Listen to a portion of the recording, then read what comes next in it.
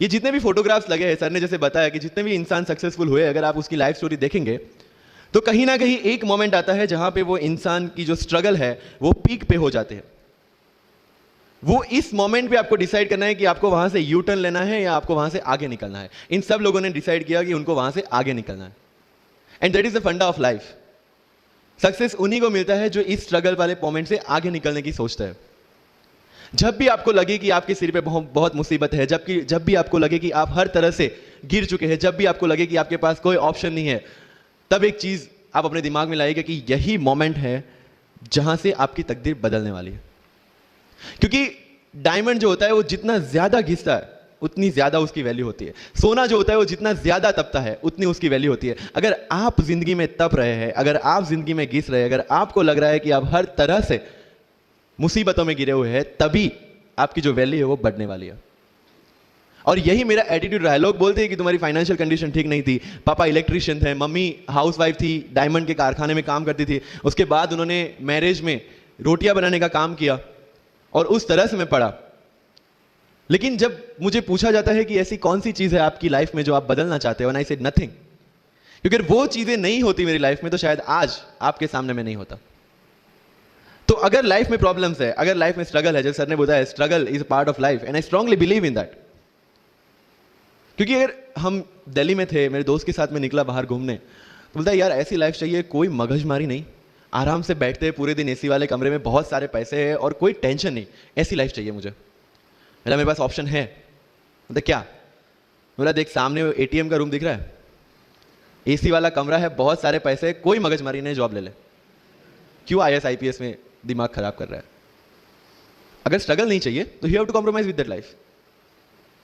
जब भारत वर्ष का सपना चंद्रगुप्त ने देखा, चाणक्य ने देखा, और उस भारत वर्ष को बनाने के लिए जब ये संघर्ष जारी था, और तब नंद के राजा धनानंद की डॉटर दुर्धरा से चंद्रगुप्त को प्यार हो जाता है, और जब चाणक्य उनको बोलते हैं कि नहीं तुम्हें उससे दूर रहना है, तब चंद्रगुप्त बोलता है आचार्य कभी कभी सोचता हूं कि जिंदगी में या ये भारत के सम्राट बनने के लिए इतना त्याग, इतना बलिदान ना देना होता तो। और तब चाणक्य रिप्लाई करते हैं तो हर कोई भारत का सम्राट होता। This is the fundamental rule of life. अगर आईएएस बनने के लिए, आईपीएस बनने के लिए सैक्रिफाइस करना नहीं पड़ेगा, अगर उसके लिए आपको त्याग नहीं करना पड़ेगा, तो आज पूरे इंडिया में हर घर में आपको आईएएस आईपीएस मिल जाएंगे। So when you are entering into this game of UPSC और MPSC, make sure that you have to sacrifice anything which will take you to your goal. लेकिन प्रॉब्लम यह है कि हमें टेंशन होती है, यार दोस्त की एंगेजमेंट है, उसकी बर्थडे पार्टी है, उसकी शादी है, अटेंड नहीं करूंगा तो बोलेगा मैं तेरी शादी में नहीं आऊंगा, एंड ऑल। लेकिन बिलीव मी, जब आप आईएएस बन जाओगे, वो सामने से याद दिलाएगा भाई इनविटेशन कार्ड नहीं भेजा तूने। समझ रहे हो? तो जो कुछ भी इसके लिए सेक्रीफाइस कर रहे हो, वो जब आप उस पोस्ट पे पहुंचोगे, सब कुछ वर्थ है, सब कुछ। मेरा इंटरव्यू था यूपीएससी का, मुझे एग्जैक्ट डेट याद है, 23 मार्च को मेरा इंटरव्यू था। 28 फरवरी को मुझे हॉस्पिटल में एडमिट किया गया क्योंकि मुझे इन्फेक्शन हो गया था बॉडी में, एंड बहुत हाई फीवर था, तो आईवी के अलावा कोई ऑप्शन नहीं था। 1 मार्च को ठीक होकर मैंने सोचा चलो दिल्ली निकलते हैं। 2 मार्च को मैं दिल्ली पहुंचा। 3 मार्च को वापस से टॉन्सिलाइटिस का अटैक होने की वजह से फ्लाइट लेके वापस से पालनपुर, अहमदाबाद, अगेन हॉस्पिटलाइजेशन। 15 मार्च को I got relieved from the hospital. 16 मार्च को मैं दिल्ली पहुंचा, और 23 मार्च को I gave my UPSC interview. तो 1 महीने का हॉस्पिटलाइजेशन। उसके बाद जब दिमाग में ये था कि मेरे साथ जो लोग इंटरव्यू दे रहे हैं वो 1 महीने से प्रिपरेशन कर रहे हैं, एंड 1 महीने से मैं हॉस्पिटल में था, again I thought this is the moment to prove yourself. I went to the interview, और पूरे इंडिया में 2nd highest marks in interview. This is not to say कि मैंने कितना अचीवमेंट लिया, this is just to say UPSC is all about this. मैंने कोई preparation नहीं की थी यूपीएससी के लिए, इंटरव्यू के लिए, but again I scored good marks in interview, because UPSC सिर्फ आपका नॉलेज चेक नहीं करता। Make it very clear in your mind, जैसे सर ने बोला it's a game of wisdom. आपको पहले ऑफिसर बनना पड़ेगा यहां से। यूपीएससी का काम तो सिर्फ थप्पा लगाना है कि हाँ ये ऑफिसर बन गया। जितने भी आईएएस आईपीएस ऑफिसर्स को आप मिलोगे, you will realize this thing कि ऑफिसर वाली क्वालिटीज इसमें पहले से है। आप जब प्रिपरेशन स्टार्ट करते हैं तभी से समझ लीजिए कि आपकी आईएएस और आईपीएस की ट्रेनिंग भी स्टार्ट हो गई। बिकॉज जो क्वालिटीज आपको चाहिए as an officer, as an IAS, as an IPS, क्या क्वालिटीज चाहिए? फर्स्ट ऑफ ऑल कॉन्फिडेंस, कि जब आप उस सीट पे बैठते हैं, आपके सामने कोई भी क्वेश्चन आएगा, you will be able to handle the issue. ये कॉन्फिडेंस लेके आपको उस सीट पे बैठना है। यही कॉन्फिडेंस चाहिए when you start the preparation. Decision making, अगर हर एक टॉपिक पे आप हर एक कोई को पूछने जाते हैं भाई इसमें कौन सी बुक पढ़ूं, इसमें क्या पढ़ूं, इसमें क्या करूं, then you are not suitable for this exam. लोग बोलते हैं कि एक साल में प्रिपरेशन, जैसे मैंने जून 2016 में मैं दिल्ली गया और जून 2017 में मैं अपियर हुआ and I clear UPSC and GPSC. People से कि सर एक साल की मेहनत में आपने एग्जाम क्लियर कर दिया। यस, टेबल और चेयर पे बैठ के करने वाली मेहनत एक साल की थी, लेकिन उसके पीछे की मेंटल प्रिपरेशन कितनी पुरानी थी। जब मैं प्राइमरी स्कूल में था तब सोचा था कि आईएएस बनना है, और तब से मेरी जो जर्नी है, तब से मेरा जो टेम्परामेंट है, तब से मेरा जो एटीट्यूड है वो इसी डायरेक्शन में था। जब कॉलेज में था तब मैंने एनजीओ स्टार्ट किया, 3 एनजीओ से मैं जुड़ा था। जब लोग सोशल मीडिया व्हाट्सएप और फेसबुक पे बिजी थे, मैं वहां स्लम में जाके बच्चों को पढ़ा रहा था। क्यों? क्योंकि मुझे पता था कि फ्यूचर में यही काम करना है, क्यों ना अभी से उसकी ट्रेनिंग ले लो। So I have invested my each and every moment for this goal, because जो पर्सनालिटी टेस्ट लास्ट में यूपीएससी लेता है, इंटरव्यू नहीं है वो, we consider it as interrogation. Interview को इंट्रोगेशन लेके चलते हैं, वहां पे पूछताछ होगी नहीं। अगर यूपीएससी के इंटरव्यू में 10 में से 9 क्वेश्चन के आंसर भी आप सॉरी सर और sorry ma'am, I don't know कह के देते हैं, उसका कोई इंपैक्ट नहीं पड़ता। इंपैक्ट पड़ता है वो 9 क्वेश्चन न आने का प्रेशर आप कैसे हैंडल करते हैं। आपके पसीने छूट जाते हैं या आप वही टेम्परामेंट के साथ इंटरव्यू कंटिन्यू करते हैं। मार्क्स उस चीज के हैं, मार्क्स है आपकी सोच के। एक ऑफिसर के तौर पे जब आपको आईएएस या आईपीएस की सीट पे बिठाया जाएगा, how will you treat the citizens of this nation? What will be your attitude to each and every person who is going to come and meet you? These things are being tested during UPSC interview. और इस सारी journey में अगर सबसे important कोई चीज है तो that is your learning attitude, और not for UPSC, for life even. Because when I am speaking in front of you in Hindi and English, to be very clear, I belong to rural background of Gujarat, और मेरा study जो हुआ है वो पूरा Gujarati medium में हुआ है, गवर्नमेंट स्कूल में। 12th तक का स्टडी मेरा गवर्नमेंट स्कूल में हुआ है, गुजराती बोर्ड में, गुजराती मीडियम में। And yet, I can give my UPSC interview in English in Delhi and score such marks. Where did it come from? कहाँ से आता है ये? मुझे अभी भी याद है, मेरा college national institute of technology Surat था, जहाँ पे मेरे साथ जो पढ़ने वाले बच्चे थे वो सारे सीबीएसई आईसीएसई वाले थे, और मैं एज ए एलियन वहाँ पे पहुँचा था, क्योंकि तब मुझे पता चला कि मैकडी जैसा भी कुछ है और उसमें बर्गर जैसा भी कुछ मिलता है। That was my first exposure to any metro city. And जब मैं उनसे इंटरेक्शन करता था और इंग्लिश बोलने की ट्राई करता था, तो जैसे संजू मूवी में इंग्लिश दिखाया गया है गुजरातियों का, जो जीरो को जीरो बोलते हैं, उसी तरह I was also like that. Mother tongue influence आ जाता है, it's very obvious. So I used to speak notes and not notes, और डोर एंड नॉट डोर, और don't and not don't. So they used to make fun of me. Safin, it's not don't, it's don't. Okay fine, I had 2 options, इधर I stop speaking English with them और improve on that and go ahead. I decided the second option. When I started my preparation of civil services, जो English medium में करनी थी, वाजीराम में मैंने coaching किया, जहाँ पे पूरा इंग्लिश मीडियम में था, सारे सब्जेक्ट्स मेरे लिए नए थे। I started from the scratch, I started from the English medium NCERT of standard 5 and 6, Gujarati dictionary, Gujarati to English dictionary, and then I started my preparation. कभी कभी ऐसा होता था कि द हिंदू का पूरा एडिटोरियल पढ़ लिया और उसके बाद आई वाज लाइक कि मैंने क्या पढ़ा। ये होगा, सबके साथ होगा। बट उस जगह अगर आप टिक गए, उस जगह अगर आपने पेशेंस रखा, उस जगह आपने अगर सर्वाइव कर दिया, तो इस एग्जाम में भी सर्वाइव कर जाओगे। क्योंकि यूपीएससी की जो रेस है उसमें कभी भी खरगोश नहीं जीतेगा, इसमें जीतने वाला ऑलवेज कछुआ ही होगा, जो स्लो बट स्टेडी रहेगा। लग जाते हैं 5 साल भी लग जाते हैं, 7 साल भी लग जाते हैं, 9 साल भी लगे हैं लोगों को एग्जाम क्लियर करने के लिए, लेकिन बिलीव में जब रिजल्ट आएगा ना, तो वो सारा सेक्रीफाइस आपको वर्थ लगेगा। आप पढ़िए लोगों के इंटरव्यूज। मैंने क्या किया कॉलेज के 4 साल में, I went through each and every interview of UPSC toppers on YouTube. Ira Singhal से लेकर टीना डावी मैम तक सबके इंटरव्यूज मैंने देखे। For what? Just to know कि उन्होंने ऐसी कौन सी गलतियां की थी जिससे इनको इतना टाइम लग गया, और मुझे कौन सी गलतियां रिपीट नहीं करनी है। क्योंकि चाणक्य ने कहा है कि दूसरों के एक्सपीरियंस से जो सीखते हैं ना, वो जल्दी आगे आ जाता है, क्योंकि खुद सब कुछ अनुभव करके सीखने के लिए जिंदगी काफी छोटी है। I did the same. 4 साल में हर एक टॉपर का इंटरव्यू देख लिया, चीजें समझ ली कि ऐसी कौन सी चीजें जो इन सब ने की है, और ऐसी कौन सी चीजें हैं जो गलतियां हैं जो इन्होंने की और जो मुझे रिपीट नहीं करनी है। सो जब युद्ध के मैदान में हम उतरते हैं, इस चक्रव्यूह में उतरते हैं, तो अभिमन्यु की तरह नहीं, अर्जुन की प्रिपरेशन के साथ उतरना है कि हमें पता होना चाहिए कि इससे बाहर कैसे निकले। I did the same. College के 4 साल इंटरव्यूज देखे, ब्लॉग्स पढ़े, समझा कि इसमें कॉमन मिनिमम क्या है। वो जो कहानी अगर आपने सुनी हो कि शार्पनिंग द एक्स, रोज अगर आप पेड़ काटने के लिए जाते हैं तो you have to sharpen your axe, otherwise day by day आपकी जो एफिशिएंसी है वो कम होती जाएगी। 4 years in my college I sharpen my x, जिससे 1 साल में मुझे कहीं पे रुकना ना पड़े। This was the strategy. आज मेरे पास काफी मैसेजेस आते हैं, sir please give me your strategy. I am sure आप में से काफी लोगों ने किसी टॉपर्स को पूछा होगा, please share your strategy. Why? हर एक की स्ट्रेटजी अपनी खुद की होती है। अगर आज 990 लोग यूपीएससी में सिलेक्ट हुए तो यू विल गेट 990 स्ट्रेटजीज, क्योंकि हर एक की स्ट्रेंथ और हर एक की वीकनेस अलग है। You have to understand this. आप कभी डॉक्टर के पास जाते हैं बीमार होके, और कभी डॉक्टर को यह बोला है, सर जो आगे वाले पेशेंट को दी ना, मुझे वही मेडिसिन चाहिए। डिड यू से like that?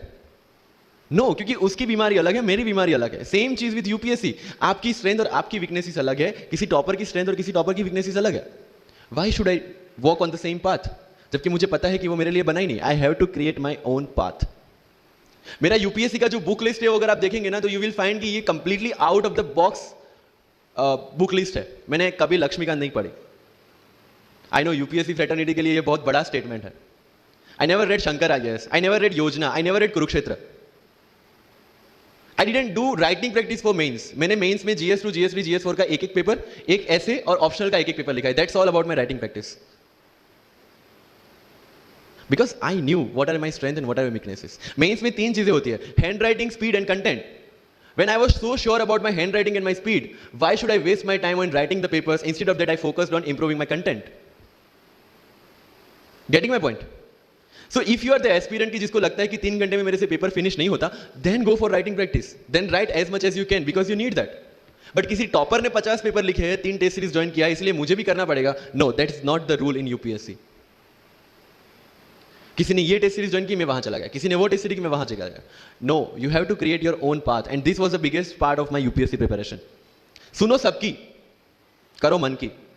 This is applicability of your mind, क्योंकि आपकी स्ट्रेंथ, आपकी वीकनेस आपसे ज्यादा अच्छा कोई नहीं जानता। आपके पेरेंट्स भी नहीं, आपका सबसे क्लोज टीचर भी नहीं।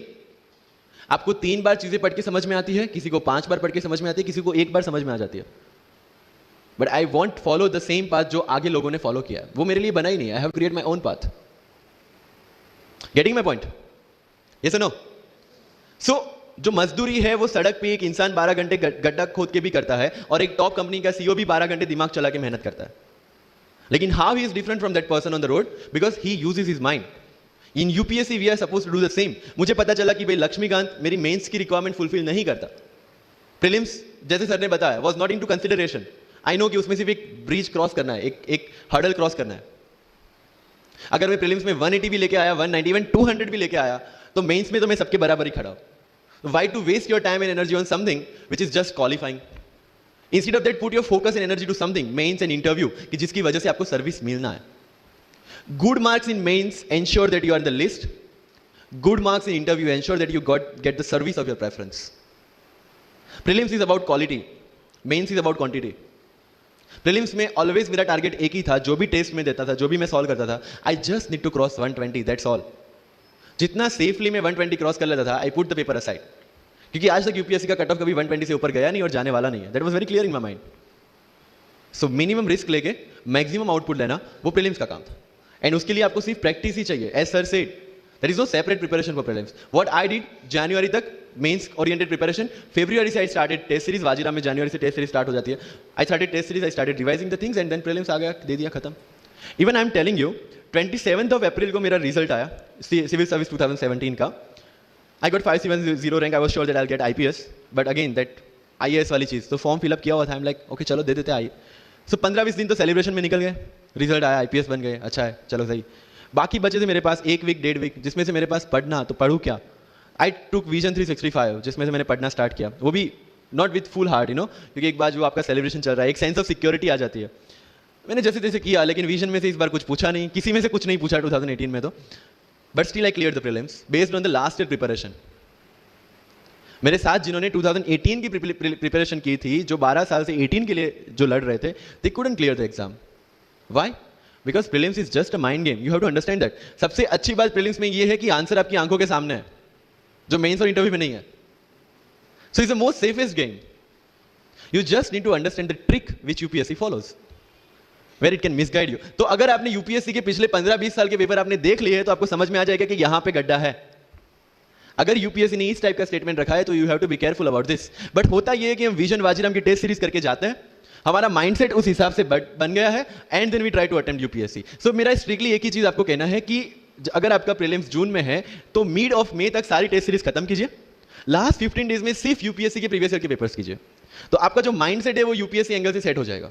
फिर you will not target the prelims exam from Vision और Vajiram point of view, you will do it from UPSC point of view. This is mind game, see this can not be taught in any class और this can not be written in any book, this you have to understand by yourself. Wisdom जो sir ने बोला, अगर 5 लाख लोग prelims में बैठते हैं और 15,000 क्वालिफाई करते हैं, what is different with those 15,000? There are certain keys जो आपको पकड़नी है प्रीलिम्स के लिए। Test series is a practice test. हम क्या करते हैं, टेस्ट सीरीज दे दिया, मार्क्स देख लिए, खत्म। No, that is not for your evaluation, that is part of your learning process. What I used to do sir, कि वाजीराम का जब टेस्ट खत्म होता था, मैं घर पे आके खुद उसकी की बनाता था। How does it help you? It helps me to understand the entire topic again, 1 to 100 question, 100 topics, again you are revising. Key में क्या होता है, जो 4 ऑप्शन दिए उसके इर्द गिर्द ही पूरा सॉल्यूशन देता है। जब आप गूगल पे पढ़ते हैं, you understand the whole topic again. तो अगर सेम टॉपिक में से कोई और क्वेश्चन भी आ जाता है, you already revise the things. This is how you will practice for prelims. अगर कहीं पे भी टाइम इन्वेस्ट कर रहे हो, you have to get optimum output out of that. लोग करंट अफेयर्स के नोट्स बनाते हैं न्यूज़पेपर पढ़ के, I never made any notes. Why?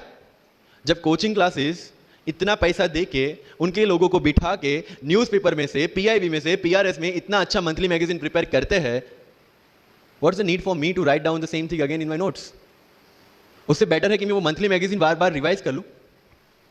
Vajiram में एक सिस्टम है, 500 लोगों का क्लास होता है। अगर आपको फ्रंट रो में बैठना है तो you have to go 1 hour early.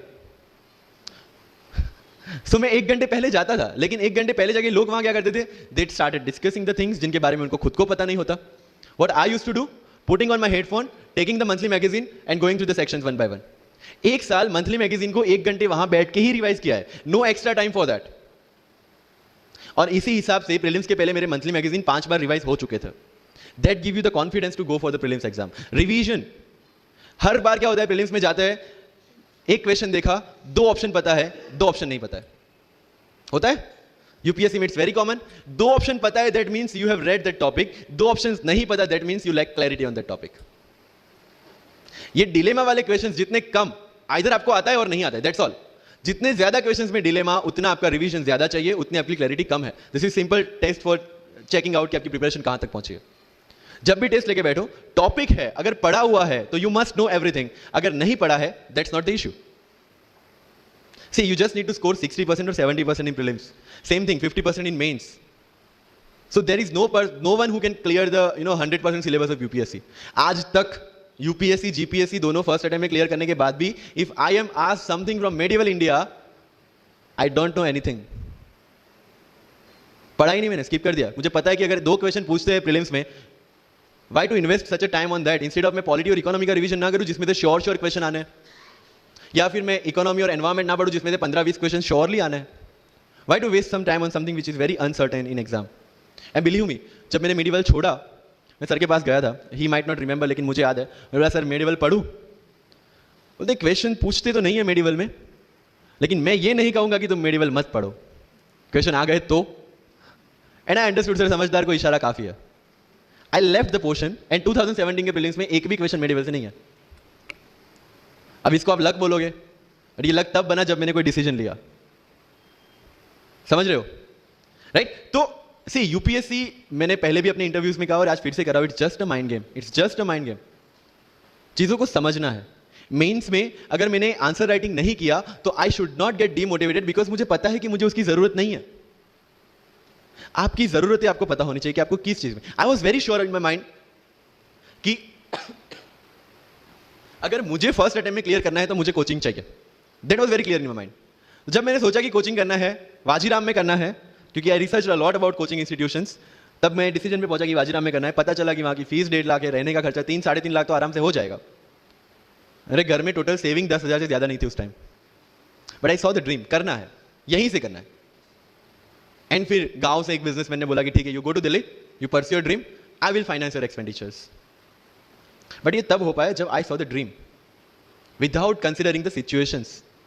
इसलिए ओम शांति ओम का एक डायलॉग जो मुझे सबसे ज्यादा फेवरेट है, अगर किसी चीज को पूरी शिद्दत से चाहो तो सारी कायनात तुम्हें उससे मिलाने की साजिश में लग जाती है।